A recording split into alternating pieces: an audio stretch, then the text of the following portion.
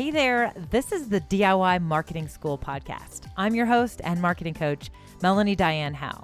Today, I'm actually going to talk about how to create an encouragement bank so you can get out of the rut and start taking action.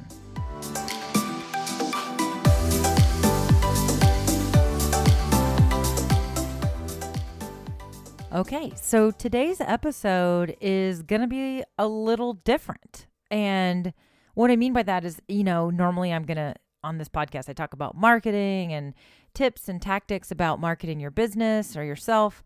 Today, I'm going to get a little bit more into, some tips that help with the mindset.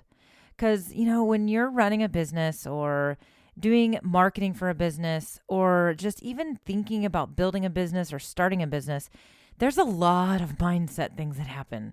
I remember when I first started my business and I announced that I was starting my marketing agency, I remember there were two camps of people.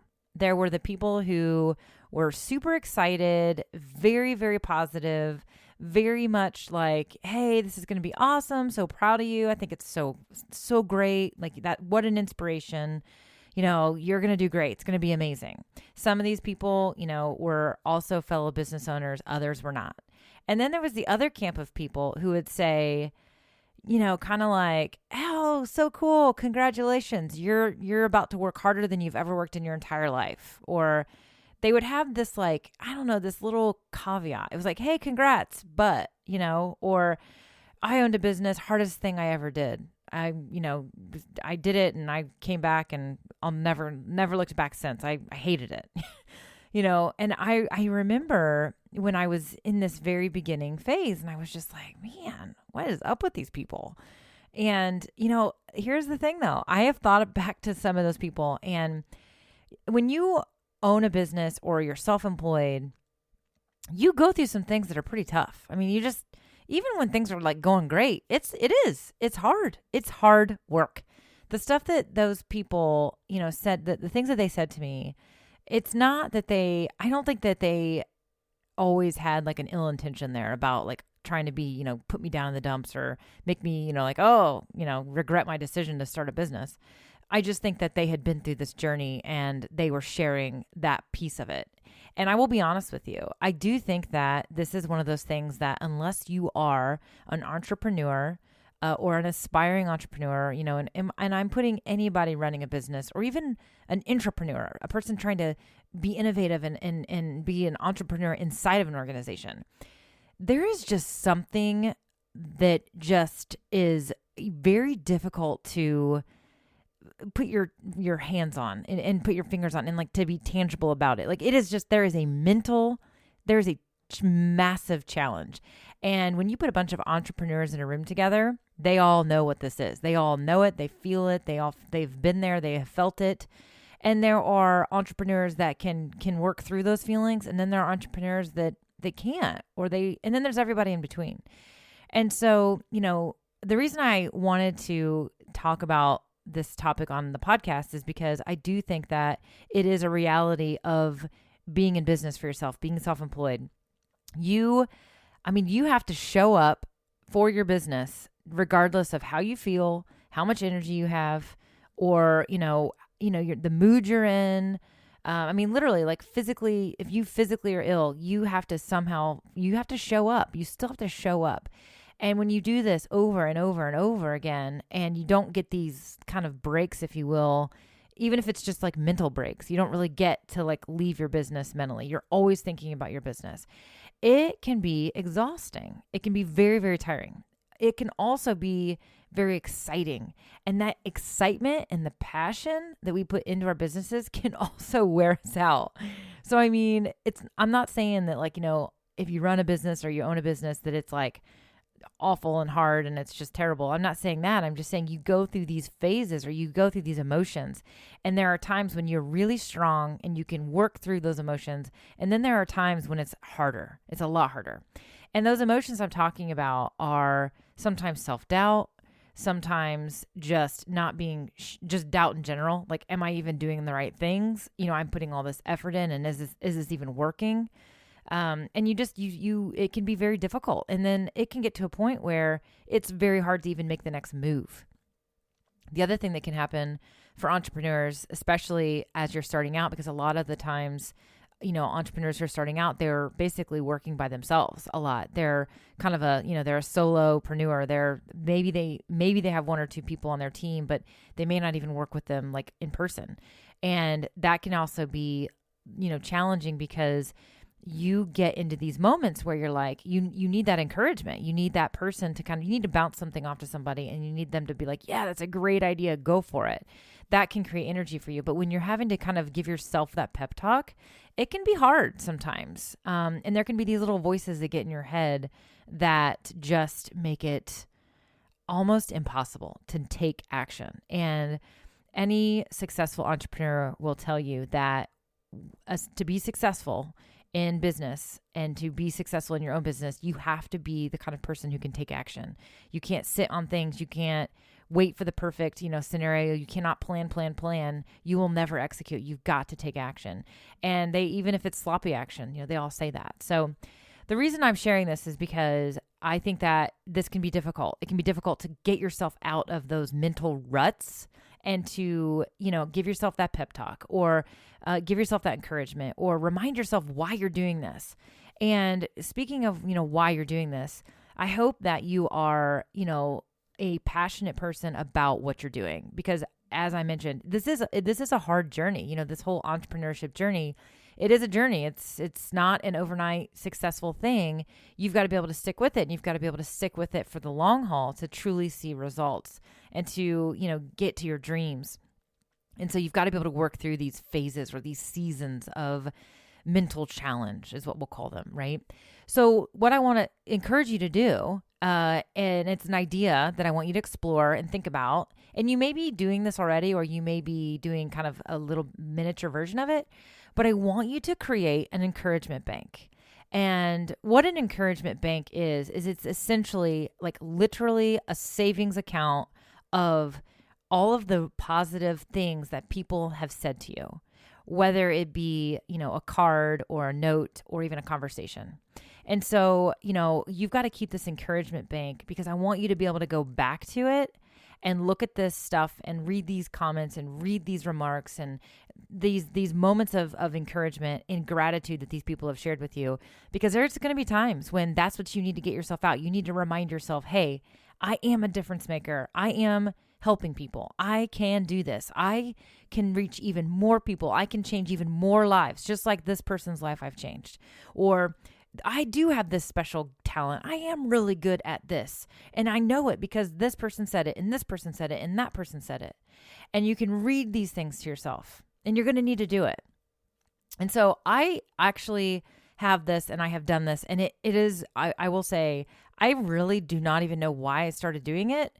I started doing it. And I'm so glad I have so many of these comments of encouragement and these remarks that do help me get out of that funk sometimes that we all can get into. So basically, I'll share 3 ways that you can really, I want you to do all 3 of these, that you can create this encouragement bank.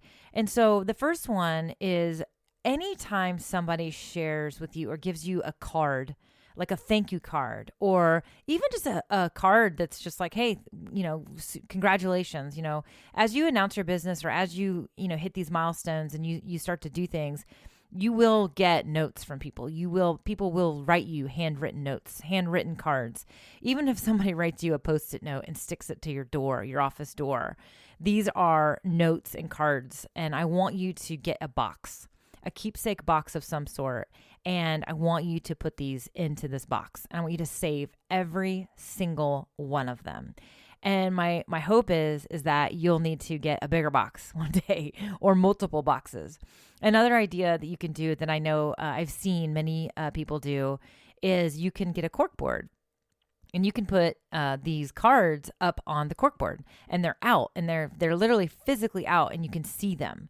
You can see them up, and you can kind of flap them open, and you can read these little cards. And by doing it on a corkboard, it's a visual that you'll see almost every day, especially if you put it in your office. And it's just kind of like one of those things. It's kind of like the kids who get the A+ on their math quiz or their spelling quiz, and you put it on the refrigerator. You want to celebrate that and you want to see it. It's very similar style. Now, if you're kind of a neat freak like me, you may not love that cluttery look of the cards on a corkboard.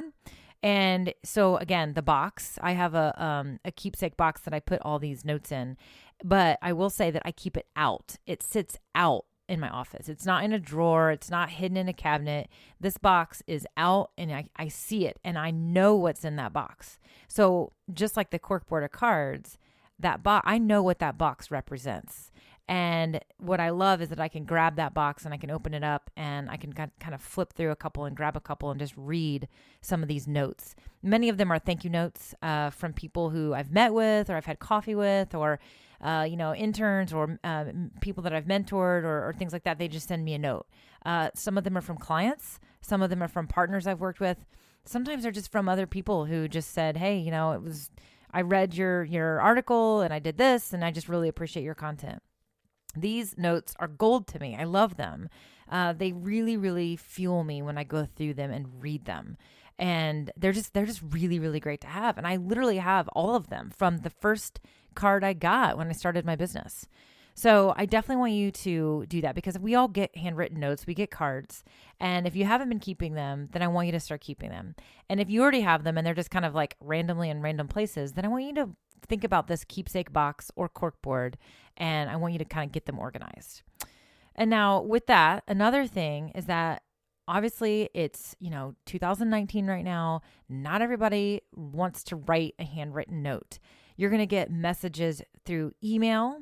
You're going to get messages through direct message on social media, and you may even get reviews posted to your social media accounts. So these are kind of like the same thing I was describing, but they're the electronic version of it. And so I want you to save these as well. And I think these are the ones that people tend to not save. I do think that it's not super uncommon for people to save thank you notes, especially notes that they get for their business. But I do believe that a lot of people skip the step of saving the electronic versions of that very same thing. And so what I'm going to say is that anytime somebody sends you a message, an electronic message of encouragement or just that makes you feel good, then I want you to copy and paste it into a Google Doc or open up Evernote and put a note together and just call it, encouragement notes, and just make sure you copy and paste this information in. You could also do a screenshot of it as well and just paste the screenshot into either of these. That way you can save all of these electronic encouragement notes. But I will say that if you copy and paste the message, I want to make sure that you also, write down, type in here the person's name, the date you got it, and the time you received it. So the date or the time that they sent it, all that stuff, just capture all that detail. Because I just think that goes back and just you can look at something and be like, oh, that was in 2014 or, oh, that was 2018. Yeah, I remember what I was doing that year. Just make sure you do capture that timestamp if you don't do the screenshot and if you copy and paste it. So I just think that, that's one of the things that we skip, those electronic messages. But even furthermore, I think this third one is the one that we almost always skip. I don't think hardly anybody does this. And so this is basically when someone talks to you face to face or even on the phone, they call you and it's not written down and it's not in an electronic message. It is an actual conversation where maybe you run into somebody or like I said, they reached out to you, they call you and you have a conversation with them and they share with you how, you're changing their life or how much they appreciate your business because they can bring their family in there, and how much you just bring joy to them. And this may be, again, very specific to your actual business, or it could be specific to you as a professional or a person who is of influence. And I want you to capture these moments in a journal. I think that we have these conversations and yes, we can remember the conversation and they mean so much to us. And of course we don't forget them, but when we're in those ruts, it's really hard to, be like, oh, let me think about a time I had a conversation with somebody who, let's see, when did somebody tell me how great I was? It's just not going to come that simple, and it's not going to feel the same. But I want you to actually journal these conversations. And so you can do it either in the exact same Google Doc or Evernote where you're saving the electronic notes that you're getting, and just save it right in there. Or if you're kind of a pen and paper kind of person, then get yourself a journal, an actual physical journal or a notebook, and make sure that this is the only thing it's used for. And I want you to journal those conversations. So again, whether you're typing this journal entry, if you will, or writing it into a journal, I want you to write down the person's name, where did you run into them? Why did you run into them? And I want you to share what they told you. And I want you to try to use as many of their own words as you can that you can recall, even if it makes you feel weird, like you're writing down these great things that this person said about you. I want you to do it. And then I want you to also write down how it made you feel. I want you to write down like why that warmed you up. And did it fuel you? Did it motivate you? Did it give you encouragement? Did it inspire you? Like, were you like, man, I wish I could go to the office right now and go do more of that stuff? I want you to write that down and capture that as well.